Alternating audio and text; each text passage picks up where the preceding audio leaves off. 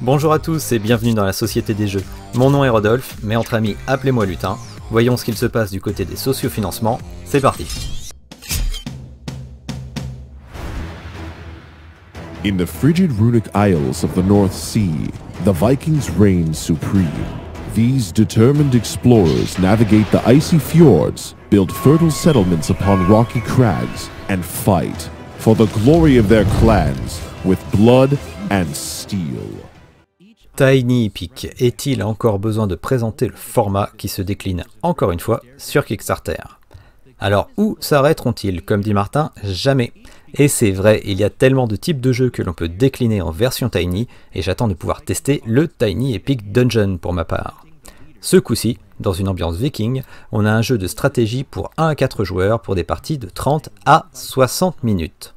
Alors 25 $ US pour le pledge de base, 30 $ US pour le deluxe, 40 $ pour le deluxe plus un add-on. Aussitôt proposé, aussitôt financé avec plus de 400 000 $ US pour un objectif de 15 000 $ US. Collecte d'éléments, contrôle de zone, combat avec les cartes que vous aurez décidé d'utiliser face cachée, gestion des dieux et de leur colère, le principe me plaît, même s'il ne révolutionne pas le genre. Reste à savoir s'il y a encore un intérêt à backer les Tiny Epic sur Kickstarter. Pas de version française comme d'habitude, les frais de shipping qui plombent le prix, alors pour ma part je vais attendre la version boutique. De plus, à l'heure actuelle, les règles solo ne sont pas encore implémentées dans le rulebook. Et aimant les modes solo, ça me freine un peu, je préfère attendre pour voir. On reste dans les jeux de poche avec Microcosmos, un jeu de gestion de ressources pour 1 à 4 joueurs pour des parties de 45 à 90 minutes par nos amis polonais déjà créateurs de Microcity. Alors les jeux dans l'espace foisonnent depuis un an et nous sommes beaucoup à attendre ISS Vanguard. Alors voici encore un jeu qui joue sur notre recherche du Star Trek-like parfait. J'aime la DA pour ce jeu à base de cartes dans lequel les joueurs essaient de terraformer des planètes, créer des colonies et ramener les survivants sur leur monde d'origine. Une gestion des vaisseaux, des améliorations, un petit jeu qui semble avoir tout d'un grand en gérant des ressources, où à la fin, lorsqu'un nombre de planètes déterminé sera terraformé, le vainqueur sera celui ayant le plus de points de victoire.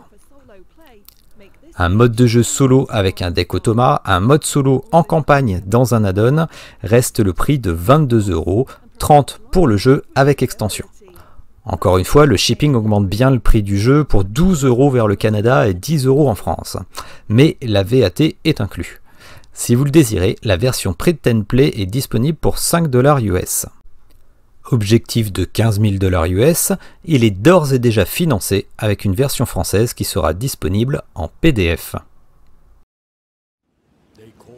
Through Ice and Snow par les Espagnols de Two Tomatoes est encore en financement pour une douzaine de jours. Ce jeu est un Eurogame avec du placement d'ouvriers, de la gestion de ressources, une salade de points, bref tout ce que l'on peut trouver dans ce genre de jeu.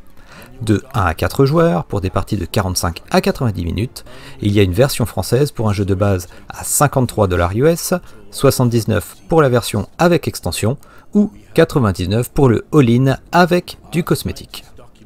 Alors parcourons ces étendues glacées grâce à une carte que nous découvrirons au fur et à mesure pour ainsi ouvrir une voie de communication par le nord entre l'Empire britannique et ses colonies asiatiques. Chaque joueur est à la tête de son navire et gère ses ressources en utilisant son équipage, dans un placement d'ouvriers pour chasser, explorer et découvrir de nouvelles espèces en maintenant la santé et le moral de son équipe. Le jeu est très thématique et j'aime l'ambiance des différents plateaux qui collent à l'univers. Un jeu semi-coopératif car vous devrez ensemble ouvrir la voie grâce à la dynamite, mais à la fin, le vainqueur sera celui qui a le plus de points. Le shipping vers le Canada est de 13 € pour la version de base, 8 € pour l'Europe et la VAT est inclus. Un jeu qui m'attire beaucoup malgré que les salades de points ce ne soit pas ma tasse de thé. Par contre, encore une fois, le mode solo n'est actuellement pas décrit dans le prototype du livret.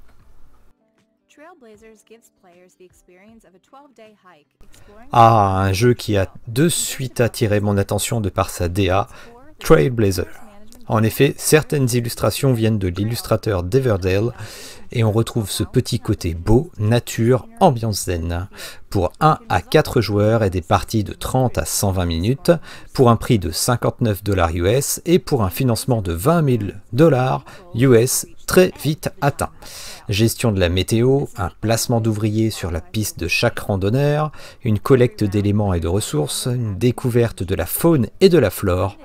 La gestion du sac à dos avec des objets qui rapportent des points, là on a tous les moyens possibles et imaginables pour la salade de points. Le jeu tente de représenter de vraies journées de marche avec la division de chaque journée en 3 parties. Le lever du soleil, le jour et le coucher du soleil. Tout cela lors d'une randonnée pédestre le long du John Muir Trail pendant 12 jours en découvrant l'environnement. Et ça a l'air de marcher. Avec l'ambiance donnée par la DA, je suis ce jeu, mais ce qui me ralentit, c'est qu'il n'est qu'en anglais.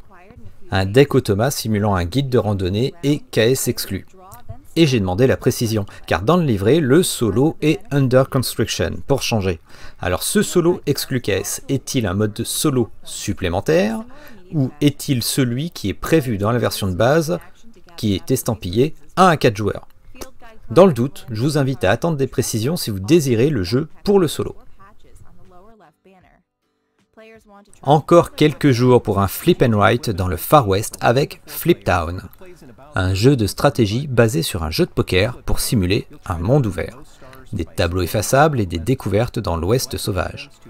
De 1 à 4 joueurs pour des parties de 30 à 45 minutes, 5 $ US pour le print and play et 25 $ US pour la version physique. La mécanique par le biais de 3 cartes pour choisir le lieu visité, entreprendre des actions, irez-vous en ville, détrousserez-vous une diligence. J'apprécie le principe, mais attention shérif. Des automas permettent de simuler d'autres cow-boys, et il y a aussi des personnages pour jouer un rôle particulier vous apportant des habiletés. Pour un petit jeu, il me semble assez bien ficelé.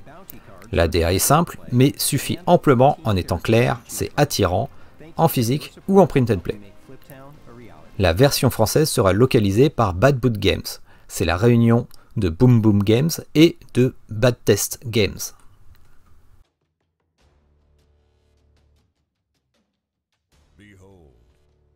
The Flood par Bedouin Games, un jeu qui n'est pas sans me faire penser à Catan sur de multiples points, mais avec une belle DA sur l'Arche de Noé.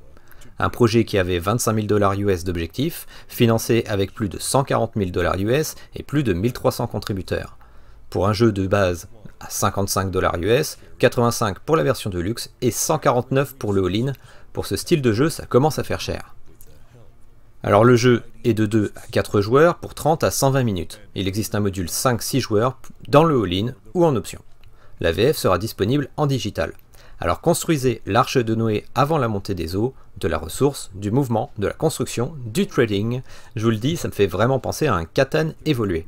Le plateau est superbe, les dashboards aussi, mais si vous avez déjà des jeux dans ce style, en avez-vous besoin? Il y a apparemment un scénario coop pour 2 à 3 joueurs de débloquer en stretch goal et peut-être d'autres à venir. Ça peut relancer fortement l'intérêt de ce jeu, à voir comment ces scénarios sont articulés. Le shipping est de 17 à 20 $ estimé pour le Canada, pour le pledge de base, 22 à 25 $ pour la France, hors VAT, donc ça commence à faire assez dispendieux.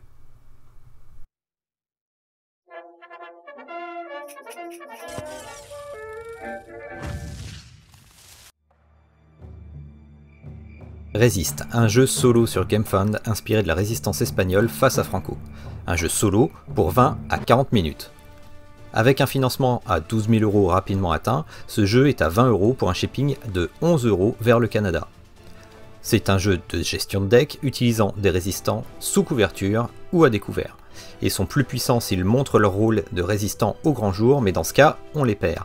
Alors une mécanique qui colle parfaitement au thème pour un jeu rapide. Mode normal, mode scénario et une mini-campagne historique sont inclus. Proposé par 3 auteurs dont 2 ont déjà sévi avec Inflexible Normandie, pour ma part c'est mon coup de cœur de la semaine. Adepte des jeux solo, attiré par la DA et le principe, ce jeu viendra à coup sûr dans ma bibliothèque. Car en plus, Nuts Publishing propose une localisation en français sur son site, avec une précommande et donc des frais d'expédition de 3 € en France. Si vous passez par cette précommande avec Nuts pour le Canada, la livraison courrier postal est estimée à 9 €. Voilà qui clôture notre actualité de la semaine dans une session assez courte, sans réel mastodonte. Alors prenons soin de nos portefeuilles, profitons-en, n'hésitez pas à mettre des commentaires. À bientôt tout le monde.